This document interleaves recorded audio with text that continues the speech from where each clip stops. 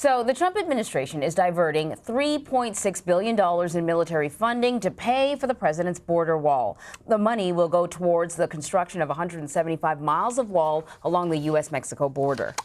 The president, during the campaign, frequently said that Mexico would pay for the wall. Now it appears that this military funding is going to be used for the wall instead. There are currently 11 different wall projects, including new and replacement barriers. So for more on this and other news of the day, Ben Tracy is joining us from the White House. So Ben, you recall those chants and the refrain from then candidate Trump that Mexico was going to pay for the wall. Believe him, he said to his supporters, where is this money coming from now?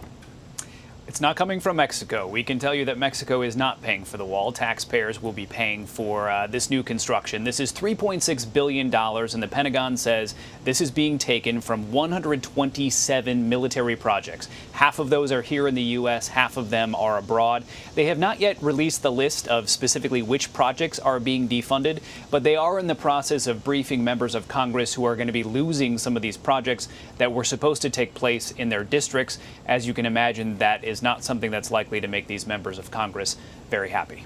So the president has said a lot of things about the wall over his tenure as president. Of course, Mexico paying for it, and then, well, we'll pay for it, but Mexico will reimburse it. And then, well, the wall is already under construction. And then we learned that actually some of that construction was already funded by the previous administration and had been planned and had nothing to do with the promised wall. So what exactly are these dollars going to be paying for? New wall, replacement wall, walls that don't exist anymore?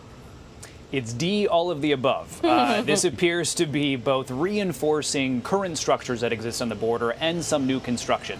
And I think we've all kind of fallen into this idea of using the term wall because the president uses it so often. But we should remind people this is, in most places, not a wall at all. This is mostly fencing. So they're going to be putting up some fencing in places where it does not exist, reinforcing it in other places where it's fallen apart a bit. And the whole idea behind this is to be able to relieve some of these troops that the president sent to the border when he declared this national emergency. They feel if they can get more structure up there, they don't have to have as many personnel on the border itself.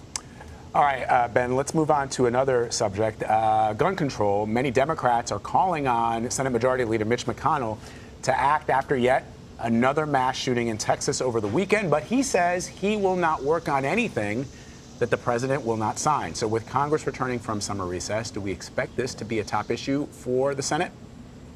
You can expect it to be a top issue for Democrats. They do keep talking about this, and they want to see some action take place, and they are trying to put a lot of pressure on Mitch McConnell to bring something to the floor. But I think what you're hearing from McConnell is, I don't know what the president's willing to support. I don't know what he's going to get behind, and Republicans don't want to get too far out ahead of him and propose something that the president either will kind of ignore or that he might throw them under the bus on. And the president has really been all over the map on this. He, came out after the shootings in Dayton and El Paso saying that he wants what he was calling meaningful background checks. And then just a few days later, after many conversations with the NRA, he said, well, the background checks we have are strong enough.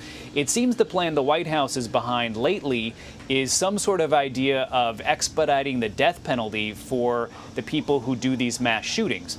Now, the only problem with that is I'm not sure the death penalty is a real deterrent for somebody who's looking to go kill dozens of people. And in most cases, the shooters die in these shootings. We have very few of these mass shooters who have actually survived, and they most of the time go into it expecting to be shot by the authorities. So there's not a lot of people that are looking at that thinking that that is any sort of serious approach to gun control.